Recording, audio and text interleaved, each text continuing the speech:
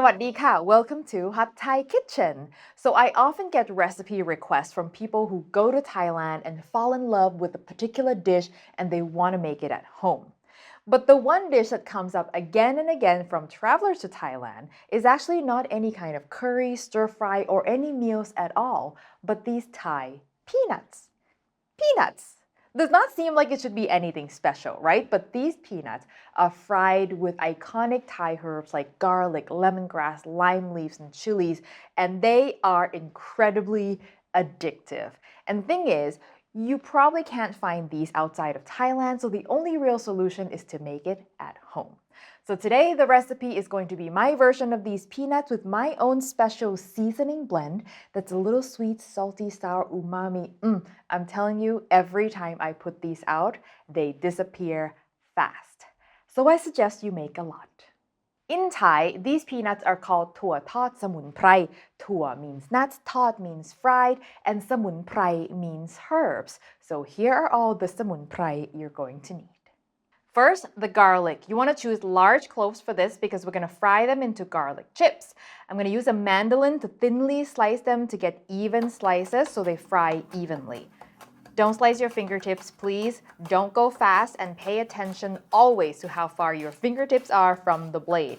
And once you are close, stop and save the stubs for another dish. If the mandolin terrifies you or if you don't have one, hand slicing is fine, but do try to make them as even as possible. You want to prep the garlic first and then spread them all out to let them dry while you prep other things because the drier the garlic, the faster they will fry. By the way, mandolins do come with this guard, but I find it really clunky and it really doesn't work with the garlic because they are too small. Next, makrut lime leaves, which is my favorite part of this whole mix. If you just wash them, it is critical that you dry them completely because any water left on them will cause your oil to splatter aggressively. Then tear off the center stems, like so. Then for each half of the leaf, tear them in half. So for each leaf, you should get 4 stem-free pieces.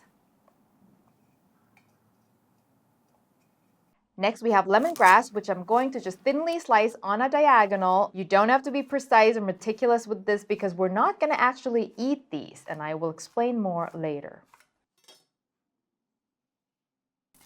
We also have some dried chilies. Anything that's about this size will do. These are just no-name Chinese dried chilies, but our bowl will also work. Now, the peanuts. You're going to need raw peanuts because we're going to be frying them. If possible, I find that the skin-on ones do taste better and they also look better. If you go to an Asian store, you're going to have choices maybe of different types of skin-on peanuts. In my experience, the red skin ones, which tend to be smaller, taste better. They're a little bit more expensive, but for a reason. It's worth it. So if you have the option, choose that. If not, whatever you've got available is fine. You can do only peanuts, but I find that if you mix in some cashews, the whole thing looks better and tastes better. If you're allergic to peanuts, you're probably not going to watch this video, but yes, you can do this with all cashews as well. Now for the seasonings. I'm going to give you 2 options. The first is the classic traditional way. If you go eat this in Thailand, most of the time it's just going to be this. Very simple, just salt. So if you want to keep things simple, you can stop here. But when I make it, I like to make it more interesting. So in addition to salt, I'm also going to add some sugar, which is going to be that sweet and salty contrast. And that is why this is really addictive. We've got salty, we've got sweet. To complete our trio of taste, we're going to need sour, which is going to come in the form of lime juice powder, which I use. This brand, I highly recommend it. You've seen me use it before in my chicken wings recipe. It's so handy when you want to add acidity and lime juice flavor, but you don't want any liquid. I recommend this brand, which I get on Amazon and I will link to below. If you want to make it spicy, you can add some kind of chili powder. This is just cayenne pepper, but you can do whatever you've got available or omit it altogether if you don't want to make it spicy. And finally, the special ingredient, the secret to all of your Asian aunties' delicious cooking, chicken bouillon powder, aka how to add MSG without saying that you added MSG. This is going to add umami to our nut mix and it just makes it super addictive and delicious. It is optional, but highly recommended.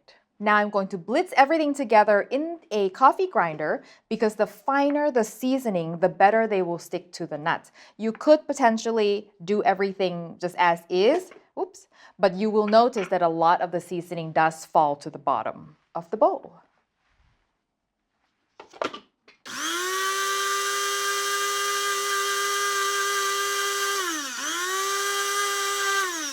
That's it. Let it settle before you open, and don't take a big inhale when you do open. Just saying. Ta-da! Perfect! Before we get to frying, I want to take a quick moment to let you know that I have launched a new ebook. It's got 25 of the most popular Thai dishes. I wanted to make this the most convenient way for you to cook from my recipes. You don't have to go online and you don't have to navigate any ads. Each recipe also links directly to my YouTube video tutorial, so you don't have to go searching if you need it. So check it out at the link in the description below, and thank you in advance for your support of Hot Thai Kitchen. Let's get to frying. And the key thing to remember here is you must fry the herbs first, let them infuse their flavors into the oil, and then you fry the nuts so that the nuts can then pick up the flavors from the oil. If you do it the opposite, will not taste as good, okay? So let's start with the garlic.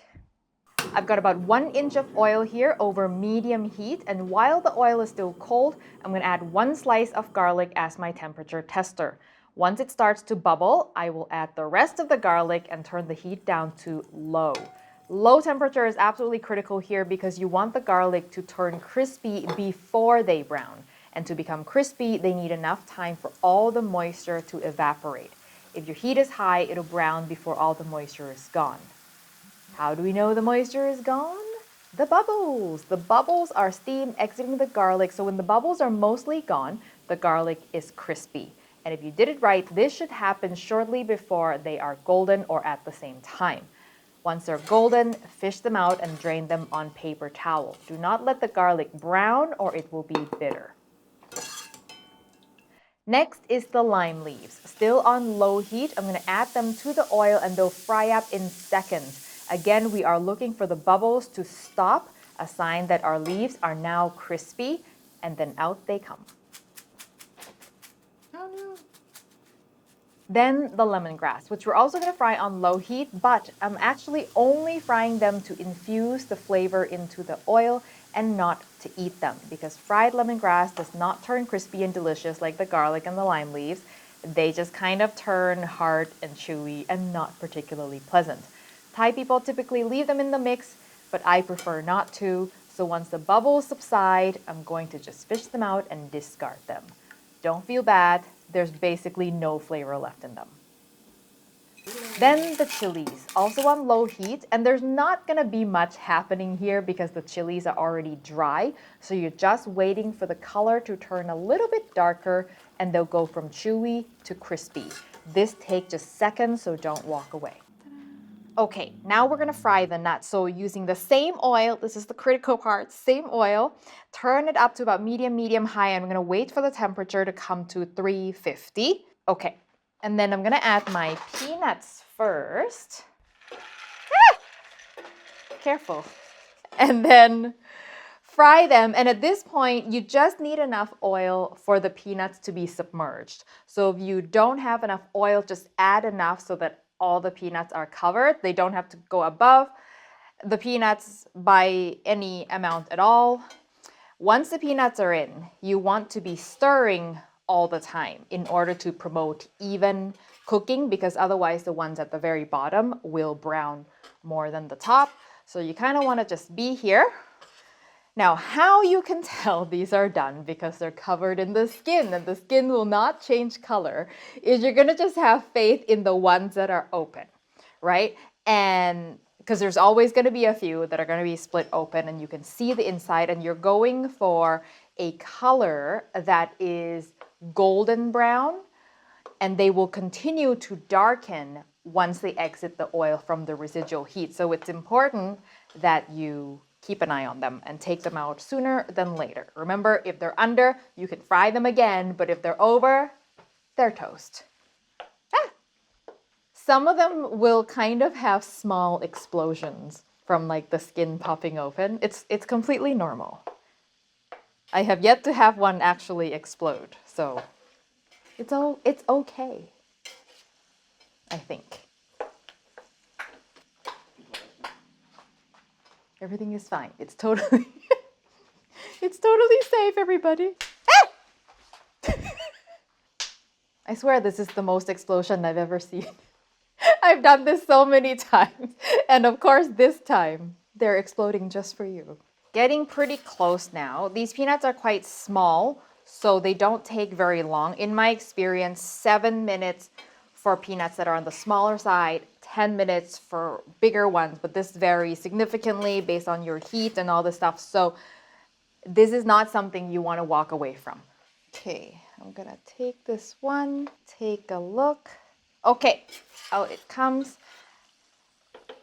I'm gonna lift it off heat a bit, and then in goes to my brownie pan, which I have lined with paper towel. And the reason I am using a brownie pan rather than a mixing bowl is so that they will cool faster, because if they're in a small bowl or a mixing bowl, it just takes forever, and trust me, you're gonna want to eat these ASAP.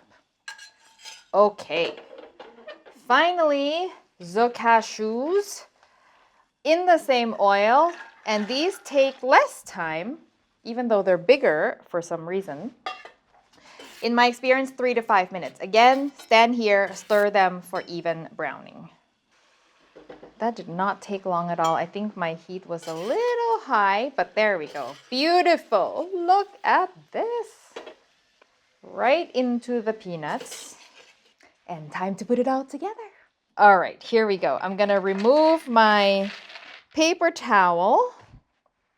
And while the nuts are still hot and oily, I'm going to sprinkle the seasoning all over them as much as I can, and then toss, toss, toss. Try not to inhale the seasoning. The one thing that does happen when you powderize your seasoning is they fly in the air. So once the nuts all look like they have good coverage, you're gonna get a lot of seasoning at the bottom. That's totally fine. Not all of your seasonings will cling onto the nuts. We want to have more than we need so that all the nuts get as much seasoning as they can. Now, all the herbs go in. Woohoo. And then give them a toss.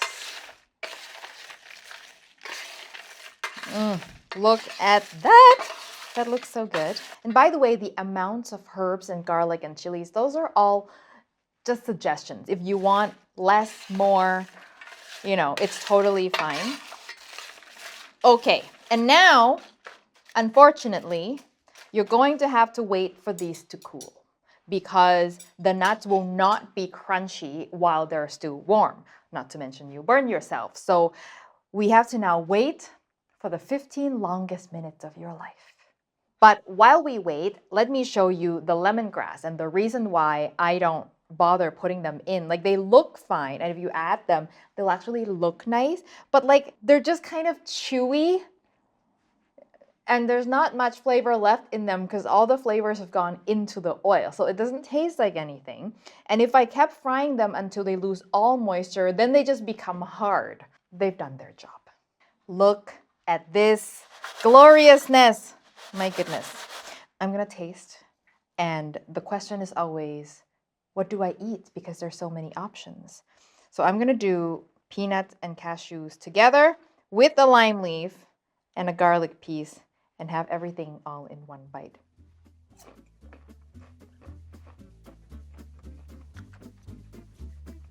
They're dangerous. And I have had people actually say this. It's like, oh, they're so dangerous. The lime leaves, you can really taste them, and they're so crispy, so it's not like uncomfortable, like if I were to put these in soups, I wouldn't eat them, but crispy like this. The garlic is my favorite part, I think, or the lime leaves, I can't decide. If you fry them correctly, they'll be crispy. The chilies, you might be wondering, what do I do with this?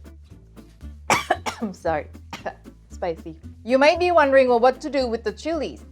You can eat them if you want, or you can just leave them there as garnish, because trust me, the mix just looks so much better with the chilies in. And if you did add chili powder, it kind of gives an indication that this is a spicy mix, so people are not surprised. But if the chilies are not too spicy, you can absolutely eat them, and they're actually really good because they've got chili flavor with the nuts. These are not too spicy. They're great. Eat them with a spoon.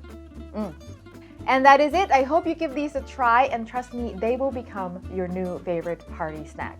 The recipe, as always, will be on hotthai-kitchen.com, along with all the questions you might have, including ingredient questions, substitutions, and storage, and so on and so forth. A special thanks to all of our Patreon members who help support the show. Thank you to everyone who's watching, and I will see you next time. สวัสดีค่ะ